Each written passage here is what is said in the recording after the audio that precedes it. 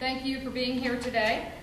The Republican members of the House Appropriations Committee, as well as the GOP caucus here in the House, thanks you for coming. As you know, each and every year, we like to present an alternative budget. Our constituents sent us down here with a message. We're happy to do that, and so this year we'll be presenting that to you again today.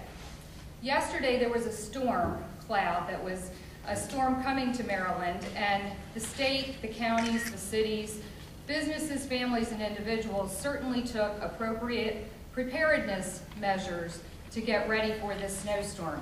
As you know, some counties got a lot of snow and others just had rain.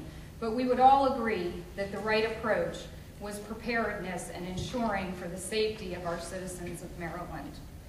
We believe that there is a storm brewing in Washington, D.C., and that storm of sequestration will certainly bring have an effect here in the state of Maryland. So we are taking that same approach to our Maryland budget, to spending and taxes. And to kick off our plan, I'd like to introduce to you Delegate Tony McConkey from Anne Arundel County.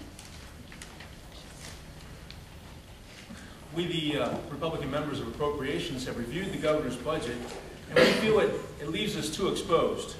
The governor has read the tea leaves and believes that the appropriate thing to do is to hit the gas pedal. We think that caution is the better approach. We are proposing a zero-growth budget. We're proposing to hold spending to what we had last year, and we're asking the governor to cut by 2% the increase in the budget. Now, earlier this year, Maryland taxpayers were asked to reduce their budget by 2%. The expiration of the Social Security tax holiday reduced everyone, all wage earners, by 2%, and we're simply asking the governor to do the same. Let's cut the budget by 2%, and we believe there are many reasons for caution. Delegate Chalego mentioned a couple of them. The sequestration. The state budget, if this is the whole state budget, approximately $10 billion comes from federal aid. A large portion of that, as determined by the Board of Revenue Estimates, could potentially be cut over the next 2 years. Also, income tax could go down because of loss of wage income and salaries in the state of Maryland. And so for that reason, we believe that it is better to cut the 2%, hold the money in reserve, and take a cautious approach. Also, the potential for double-dip recession. The economy still isn't out of the woods. There's a potential that the economy could slide back into recession, and our tax revenues, again, could drop. And so, again, it's more reasonable. It's better to reduce the budget by 2%, hold that cash in reserve. In addition, we have many unfunded obligations. The pensions are underfunded by about $22 billion.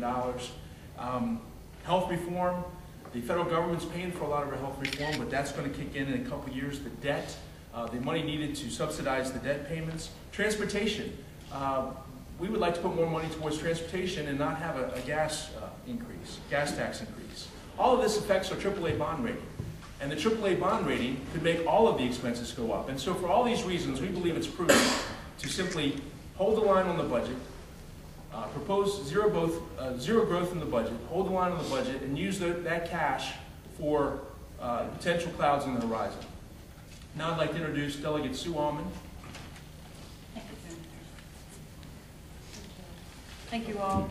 For several years, the Republicans on the Appropriations Committee have presented alternative budgets that provide spending restraints on the governor's budgets.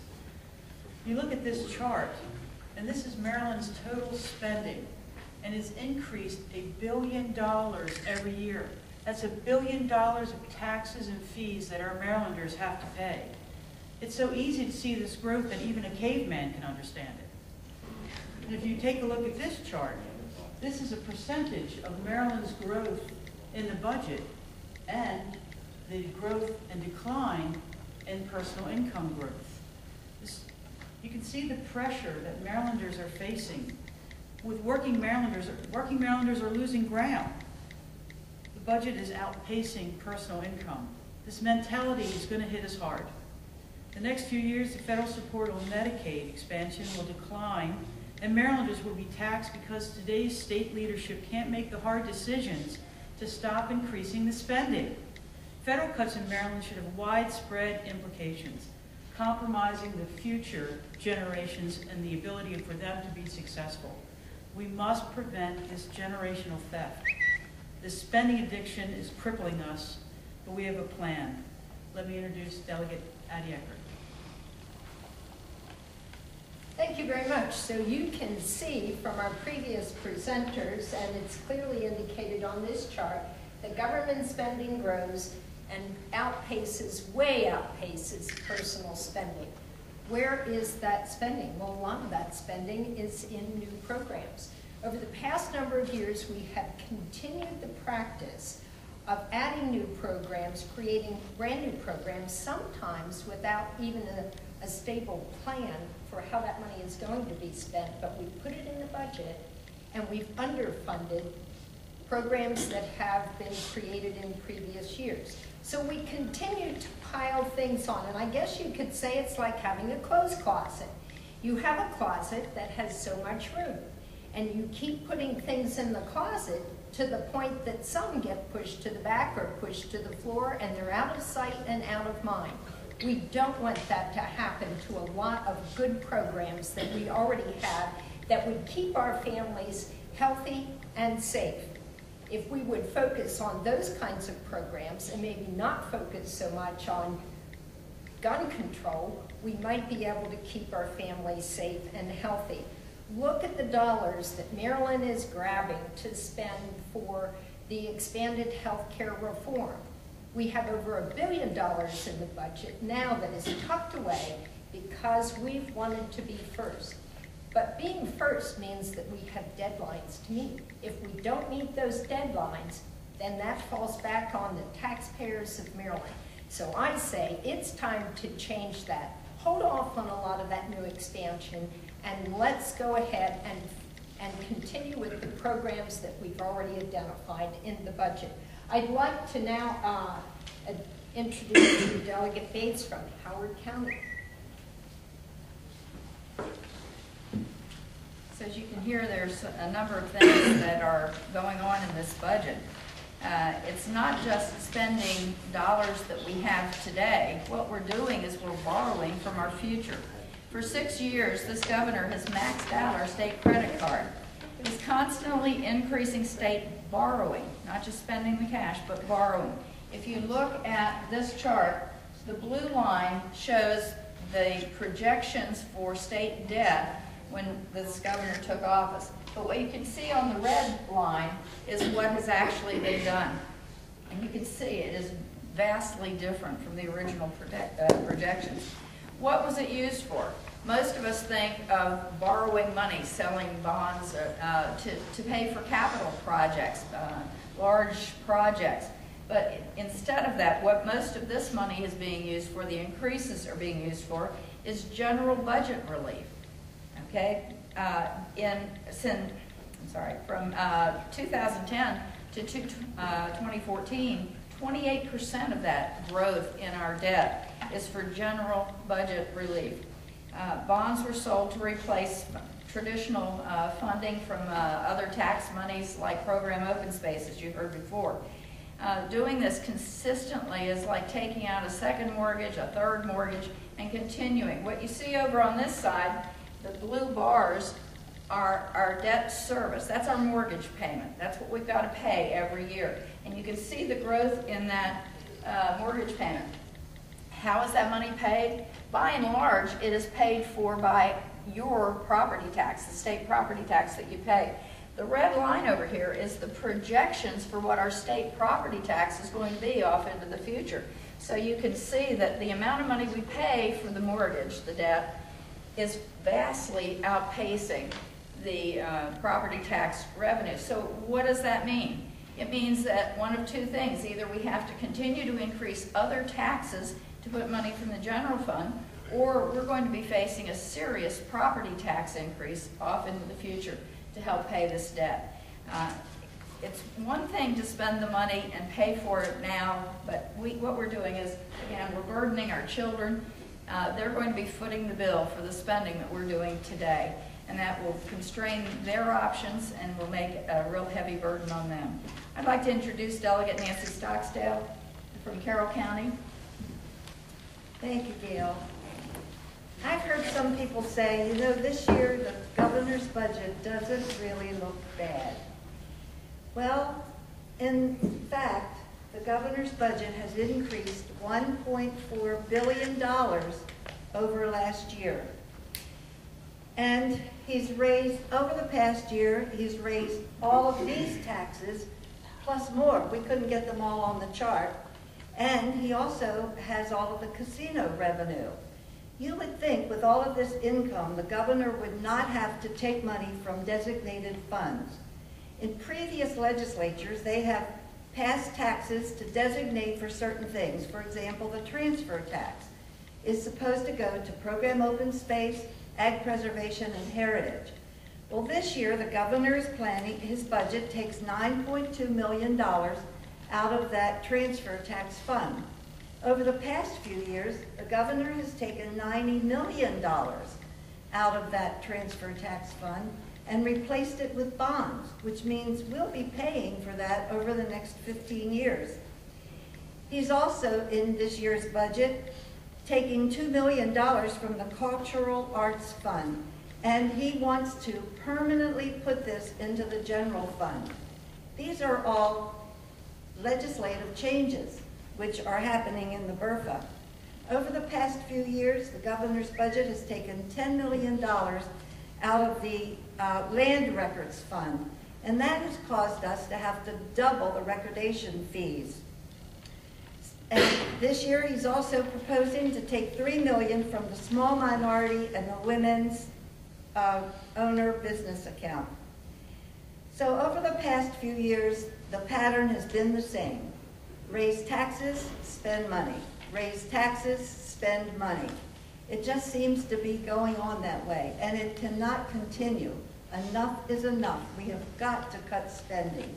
And now I'd like to introduce to you Delegate Beitzel from Garrett County.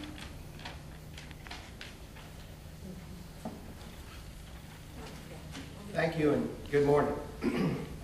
I'm Delegate Wendell Beitzel representing District 1, which is Garrett and Allegheny counties. I would like to speak to you today on transportation issues that impact our budget and the way we maintain our highways and transit systems in the state.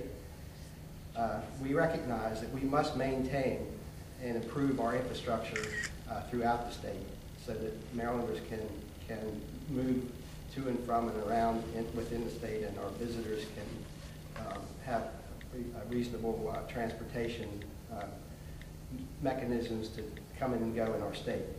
The question is, how do we pay for it? Presently, it is funded primarily by the gasoline tax, also with vehicle titling and state tax fees and other revenue that goes into the Transportation Trust Fund. Approximately $1 billion of that money has been taken out of the Transportation Fund and put in the general operating budget. Of that $1 million, that money was going to our local jurisdictions and our municipalities. And this has really, really stressed their ability to be able to maintain the roads and transportation system in their jurisdictions. There's no plan to repay that money. We've been trying for years to put a lockbox on the Transportation Trust Fund.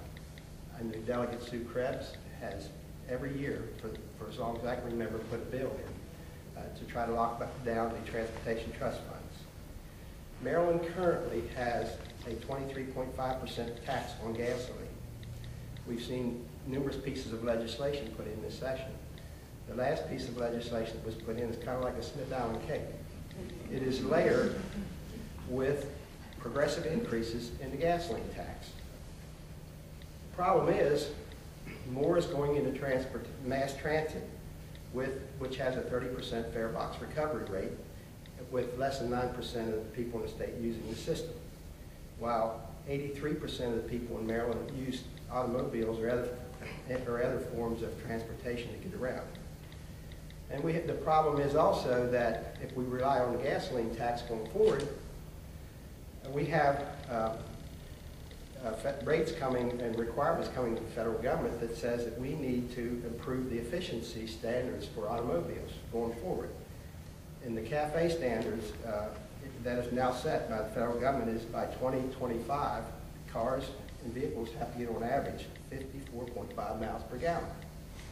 We also are looking at more and more hybrid cars being purchased and used, and we now have the development of an electric car. And hopefully, we will see compressed natural gas being used in vehicles throughout the state. But if we look at this, there's less and less people purchasing gasoline as vehicles become more efficient, and therefore we have a regressive amount of tax coming in from gasoline taxes. So we've been called obstructionist. Is it being obstructionist to demand that the dedicated funds in the transportation fund, trust fund, are used for the dedicated purpose to maintain our roads and bridges? Is it being an obstructionist to insist that we can't tax motorists to build and maintain mass transit systems? Recent polls indicate that 73% of people oppose an increase in the gasoline tax. We need a very comprehensive approach to how we fund our future transportation needs in this state. And we want to work with everybody concerned to see that it is a comprehensive approach rather than relying on gasoline tax to continue to fund our transportation needs. Thank you. And now I'll turn it back to Delegate Shalala.